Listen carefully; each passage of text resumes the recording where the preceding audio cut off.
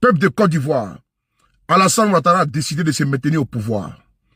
Est-ce que vous savez que dans la liste électorale actuelle, il y a 4000 Ivoiriens qui ont plus de 100 ans? Oui. Si on devait chercher le record Guinness des centenaires, c'est en Côte d'Ivoire. 4000 Ivoiriens qui ont plus de 100 ans, qui sont encore inscrits dans la liste électorale. Ce n'est pas fini. Il y a 2 millions de personnes inscrites dans la liste électorale qui n'ont pas la nationalité ivoirienne. Révélation de Maître Blessis.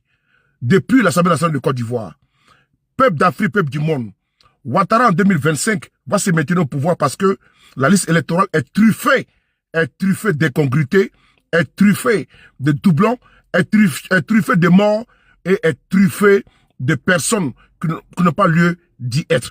Écoutons ici les révélations fracassantes depuis l'Assemblée nationale de Côte d'Ivoire. C'est des anomalies sur la liste électorale de 2023. Une liste électorale définitive.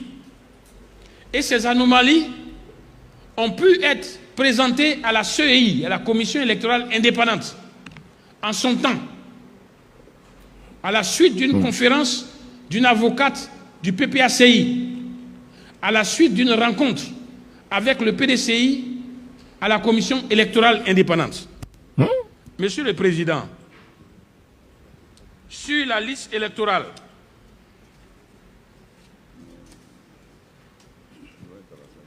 il y a 4000 centenaires. C'est vrai, nous souhaitons que nos parents vivent longtemps. Mais 4000, ça devient suspect. Et nous en avons fait la vérification. J'ai diligenté des enquêtes sur 20 cas. Les 20 cas se sont révélés frauduleux. Des inscriptions multiples, 500 inscriptions multiples, des personnes, même photographie, même filiation, mais 2, 3 cartes d'électeurs avec des numéros différents. Des enfants qui sont issus de la même mère, qui sont 20 de la même mère. Ils sont 760 000 suspects, forcément frauduleux. Des mères ayant plus de 20 enfants, ça existe, j'en connais. Mais j'ai diligenté des enquêtes pour voir encore 20. 17 se sont avérés frauduleux. Et sur la liste électorale, ces femmes-là sont 9204. Des pères qui sont pères de plus de 30 enfants. Ça existe chez moi, ça existe dans les familles nombreuses. Oui, ils sont 5501. J'ai vérifié sur une échelle de 20. 12 se sont avérés frauduleux. Des enfants ayant un père, ayant 30 enfants. Ces enfants-là sont 644 823. Ce n'est pas possible. J'en ai vérifié une centaine. Sur la centaine, 97,8% frauduleux. Des électeurs de mères inconnues. Le nom n'apparaît pas ou le prénom. Ils sont 93 428. Des électeurs de pères inconnus sur la liste électorale définitive de 2023 à laquelle on va adjoindre ceux qui vont être pris cette année. Des électeurs de pères inconnus, 23 000.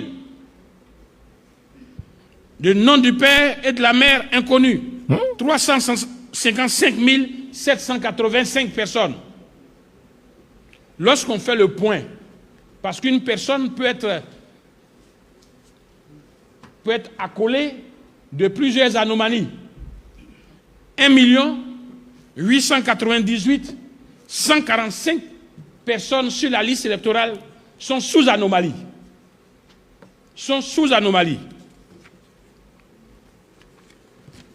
Je veux encore dire, nous continuons et je continue mes investigations. Les registres de l'état civil de la zone Séno n'ont pas brûlé. Ces registres existent. Alors j'ai demandé le croisement de la filiation maternelle de certaines personnes qui rentrent en Côte d'Ivoire et qui ont la nationalité. Sur ces cas, nous découvrons que beaucoup de nos parents, des femmes qui sont identifiées, pour lesquelles j'ai fait une liste, se retrouvent être des mères de personnes qui sont en Côte d'Ivoire il n'y a pas 2 ans. Ils sont plus de 500 000.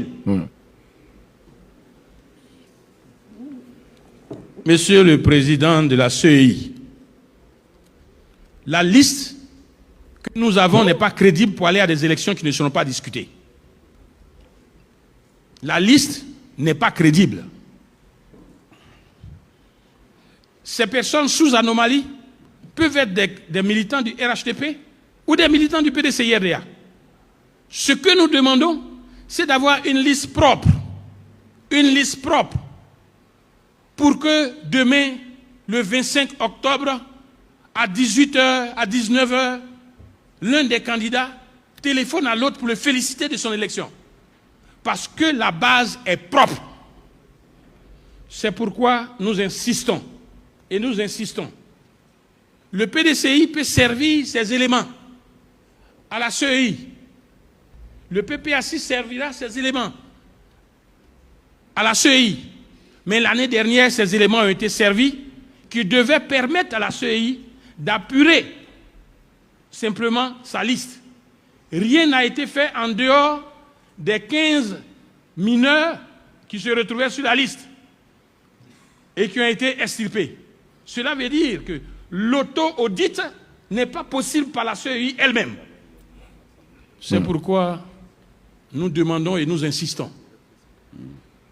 Les thèmes de référence de cet audit auront simplement pour objectif spécifique d'extirper tous ceux qui n'ont pas droit d'être sur la liste électorale de la Côte d'Ivoire. Je voudrais rappeler qu'à cette rencontre d'avant-hier, le ministre Kaé Eric a pu dire, de sa qualité d'informaticien, qu'il y a eu en possession les listes des nationaux de certaines ambassades. Lorsqu'il les a croisés, près de 2 millions de personnes qui se trouvent sur la liste électorale n'ont pas la nationalité ivoirienne. Votre liste électorale n'est pas pertinente. Elle ne peut pas nous conduire à des élections qui seront saines. Nous le disons aujourd'hui devant la représentation nationale. Nous le dirons demain à toutes les institutions qui viendront pour couvrir les élections en Côte d'Ivoire, avant qu'il ne soit trop tard. Monsieur le porte-parole, le temps de l'intervention en train de... On n'a pas prévenu qu'il y avait un temps, Monsieur le Président. Ah oui, d'accord. Je ne peux pas donc être tenu parce que je ne savais pas. Bon, c'est une... J'ai considéré que votre temps d'intervention s'alliait sur le temps d'intervention prévu par les groupes parlementaires. Hier, j'ai demandé que chaque groupe parlementaire intervienne. Étant l'initiateur de l'intervention des groupes parlementaires, vous étiez absent hier, mais il y a un temps qui était réservé de 10 minutes par groupe parlementaire. Je considère, Monsieur le Président, que j'ai 10 minutes à partir de ces 500, non, puisque je viens d'être... Que vous avez juste une indulgence d'1 minute. Non, Monsieur le Président. Le second point, le caractère annuel de la révision de la liste électorale. Oui, je suis Jean Chrysostome Blessy. Je n'ai aucun papier. Je cherche à l'établir. Les difficultés qu'il y a au niveau des sous-préfectures, pour avoir, au niveau des procureurs, pour avoir la requête et tout cela, me mettent dans une difficulté. Malgré la prolongation de la période de la RLE, je n'arrive pas à temps à déposer mes documents qui me permettent d'être sur la liste. Et puis, Monsieur le Président, l'article 2 du Code électoral dit qu'il y a une révision annuelle de la liste électorale. Et puis, l'article 6 de la loi qui fonde la CEI dit qu'il y a une révision annuelle de la liste électorale. Et puis, le texte de votre prestation de serment devant le Conseil constitutionnel, vous avez dit, je m'engage à respecter la Constitution et la loi électorale. Monsieur le Président, devant la représentation nationale, qui est, comme le Président l'a dit tout à l'heure, vous-même, le creuset de la démocratie en Côte d'Ivoire, êtes-vous prêt à vous engager à tenir une révision de la liste électorale en 2025, comme l'est dit dans nos textes? Parce que, je vous sais, magistrat, un magistrat n'aime pas être parjure et ne peut pas être hors la loi. Monsieur le Président, à votre réunion avant-hier, vous avez parlé de la radiation des personnes décédées.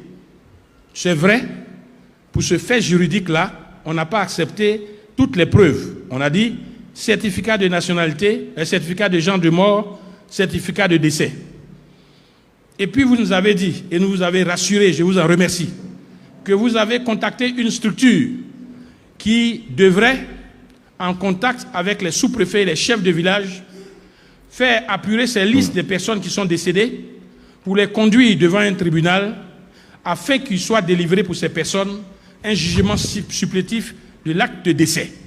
Monsieur le Président, devant la représentation nationale, nous souhaitons avoir le nom de cet opérateur et la période à laquelle le travail va commencer pour que nous puissions lui servir les éléments des personnes décédées que nous avons ici. Merci, Monsieur le Président, oui. Permettez que j'intervienne sur un point. Le dernier, le dernier, dans l'absolu. J'en avais 5 encore. Non, mais c'est le dernier. D'accord, Monsieur le Président. D'accord, c'est une question importante et nationale. Non, tout est important, mais je... Concernant les récépissés, je souhaite que l'ONESI publie la liste des personnes qui n'ont pas pu retirer leur carte nationale d'identité. Donc, ils sont détenteurs des récépissés. Parce qu'il ne s'agit pas d'établir de nouveaux récépissés. Les nouveaux récépissés qui sont établis se font avec un dossier qui contient déjà le certificat de nationalité. Donc, on peut s'inscrire avec ça. Mais les nouveaux récépissés qui sont produits et qui seront produits ne doivent pas figurer au titre de ceux que nous allons utiliser pour faire la carte, l'inscription. En le disant, je veux fermer une poche de fraude. Une poche de fraude. La lutte que nous menons n'est pas contre un adversaire, contre un parti politique. Ce que le RHDP fait, ce que le PDCI fait, le PPACI fait, c'est d'avoir à lutter contre un adversaire, qui est la fraude. Et partout, il y a des esprits qui veulent frauder. Déjà, sur les récépissés, nous avons des idées. Des personnes demandent à nos parents de leur donner leur nom, leur identité, s'ils veulent avoir une carte d'identité. Mais avant d'avoir la carte d'identité, ils auront un récépissé. Et le récépissé leur permettra de s'inscrire sur la liste électorale. C'est une poche qui permet l'inscription de beaucoup de gens, mais qui est une poche qui est ouverte à la fraude.